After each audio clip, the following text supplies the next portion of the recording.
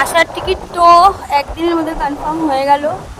যাওয়ার টিকিট আজকে, যাওয়ার ডেট এখনও তো কোনো রকম কনফার্মেশন আসেনি। তো সকালবেলা মানে হোটেল থেকে স্নান টান করে ফ্রেশ হয়ে বসে গেছি বিচে। চা বিস্কিট খাওয়া হয়ে গেছে, ম্যাগি অর্ডার দিয়েছি, ম্যাগি খাবো অ্যাজ এ মানে ব্রেকফাস্ট। কারণ ওই লুচি পরোটা আমার আর ভালো লাগছে না, এমনি আমার এগুলো ভালো লাগে না। এই যে রঞ্জিত দেখো কোথায় বসে আছে, দেখা যাচ্ছে ওকে, ওই দেখো রঞ্জিত ওখানে বসে আছে। মেয়ে আসেনি। কালকে আমরা সাইট সিন ঘুরতে গেছিলাম, পুরো মাথা পাগল হয়ে গেছে ঘুরতে গিয়ে, পুরো গায়ে ঘামাচি ঘামাচি উঠে পা হাত পা ব্যথা হয়ে মেয়ে আর রঞ্জিত খুব রাগ করছে আমার উপর। হ্যাঁ নিয়ে নিয়ে এসছো সাইট সিনে, পাগল হয়ে যাচ্ছি, এই হয়ে যাচ্ছি সেই হয়ে যাচ্ছি। এই যে ম্যাগি চলে এসছে, ম্যাগি অর্ডার দিয়েছিলাম। এখানে খুব ভালো মানে ডিম দিয়েও করে, ডিম ছাড়াও করে, সবজি দিয়ে যেরকম গাজর, ক্যাপসিকাম, পেঁয়াজ, কাঁচা লঙ্কা এগুলো দিয়ে খুব সুন্দরভাবে ম্যাগি তৈরি করে দিচ্ছে। ডিম দিয়ে হচ্ছে 50 টাকা, ডিম ছাড়া হচ্ছে 40 টাকা। তো আমার ডিমটা আমি অ্যাভয়েড করি বেশিরভাগ সময়। খুব ভালো টেস্টি বানিয়েছে। যেই দোকানে চা বিস্কিট খেয়েছি সেখানেই ম্যাগি অর্ডার দিয়েছিলাম। তো রঞ্জিত ওই দিকটা বসে আছে, মানে কালকের জার্নিতে মানে সবাই খুব টায়ার্ড। মেয়ে তো বেরাচ্ছেই না রুম থেকে, মানে হোটেলের রুম থেকে বেরাতেই চাইছে না। আমি বসে বসে ম্যাগি খাচ্ছি।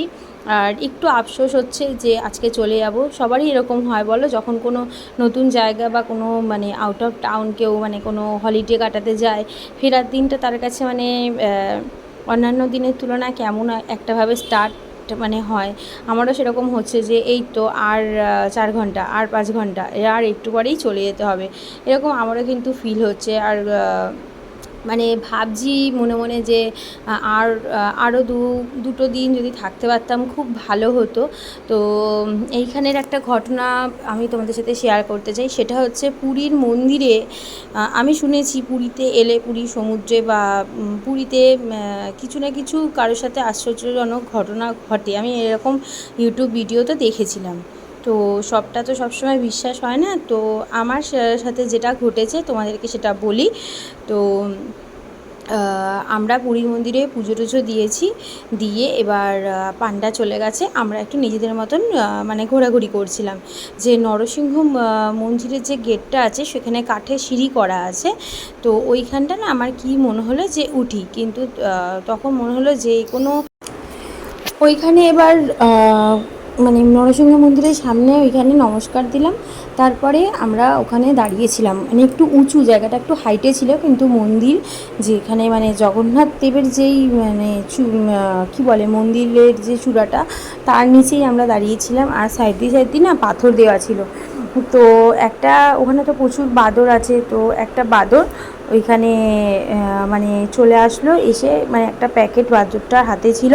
কেউ মানে পুজো দিয়ে বেরিয়েছিল, ফুল মানে নর্মাল গাঁদার ফুল, পদ্ম ফুল, তুলসীর মালা আর একটা গোটা নারকোল এনে রাখলো ওই প্লাস্টিকটার মধ্যে। প্রথমে আমরা খেয়াল করিনি, আমরা ভেবেছি যে ওইটার মধ্যে শুধু ফুল আছে। তারপরে বাঁদরটা প্লাস্টিকটা ছিঁড়ে ফুলগুলোকে বের করে একটা একটা করে ছিঁড়ে মানে নারকোলটাকে বের করে সামনে রাখলো। তারপরে আমি কিছুক্ষণ গিয়ে ওই নারকোলটাকে নিয়ে এসে ভেঙে সবাই মিলে একটু একটু করে খেলাম। তো আমার মনে হলো মানে ঠাকুর আমাকে মানে একটু কৃপা করলেন, একটু প্রসাদ খাওয়ালেন সেদিন। তো এই একটা ঘটনা আমার সাথে ঘটেছে। আর মানে কি বলবো, মোবাইল তো ওখানে ছিল না, নাহলে অবশ্যই রেকর্ড করতাম। আর এই যে তোমরা দেখতেই পাচ্ছ, আমরা ট্রেনে আরএসি পেয়েছিলাম। খুব কষ্ট করে মানে রাত্রিবেলাটা আমরা কাটিয়েছি, কিন্তু হ্যাঁ খুব বেশি একটা কষ্ট হয়নি। আসার সময় ট্রেনে একটা কথাই বলছিলাম যে ঠাকুর আবার তাড়াতাড়ি ডেকো, যেন তাড়াতাড়ি তোমার দর্শন নিতে পারি। তারপরে যখন হাওড়া স্টেশনে নামলাম তখন ওখানে প্রচুর বৃষ্টি পড়ছে আর ট্যাক্সির প্রচুর লাইন ছিল। তবুও আমরা একটা যাত্রী সাথীতে একটা বুকিং পেয়ে গেছিলাম।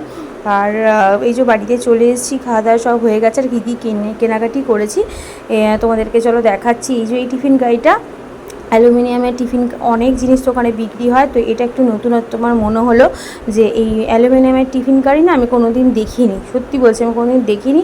তো আমার মনে হলো এটা আনকমন। আর আমার মা না টিফিন কারি খুব বেশি পছন্দ করে, বিশেষভাবে পছন্দ করে। তো আমি আমার মায়ের জন্য এই একটা টিফিন কারি নিয়ে আসলাম। 50 টাকা দাম বলছিল, 130 না 40 এরকম সামথিং নিয়েছে। আর এগুলো কিনেছি, এগুলো সব 10 টাকা করে নিয়েছে। 15 টাকা 20 টাকা করে ছিল, কিন্তু 10 টাকা করে আমি পেয়ে গেছি। আর এই একটা দেখো আউলের পেয়ার কিনেছি, পুরো মার্বেল ডাস্টের লাল রঙের পাথর দেওয়া আছে, এটা 40 টাকা নিয়েছিল। আর এইখানে ঠাকুরের ভোগটা পেয়েছি, সেটা আছে। আর এই যে এই হামল দিস্তাটা ওইখানে আমি অনেক কমে পেয়েছি বলে আমি ওখান থেকে নিয়েছি, আর অনেক যত্ন করে এটাকে আমি যে করে হোক মানে ব্যাগে করে নিয়ে এসেছি। আর এই দেখো এই ব্যাগের মধ্যে সব ঠাকুরের মানে প্রসাদ সব খাজা টাজাগুলো আছে। আর এই ব্যাগটার মধ্যে আছে এই যে দেখো এখানে না এরকম বড় বড় সোয়াবিনের প্যাকেট 50 টাকা করে বিক্রি হচ্ছিল।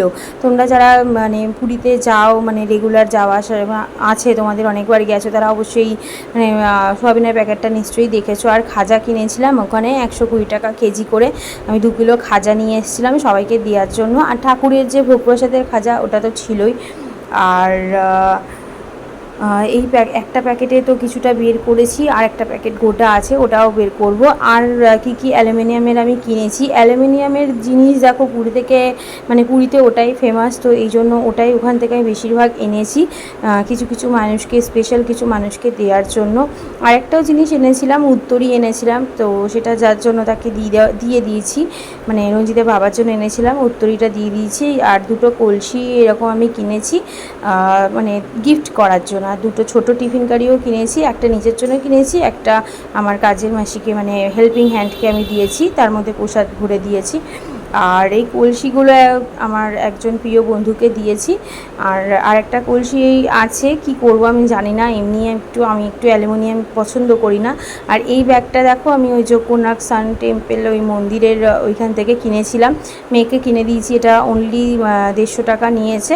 এই কটা জিনিসই আমি কেনাকাটি করেছি।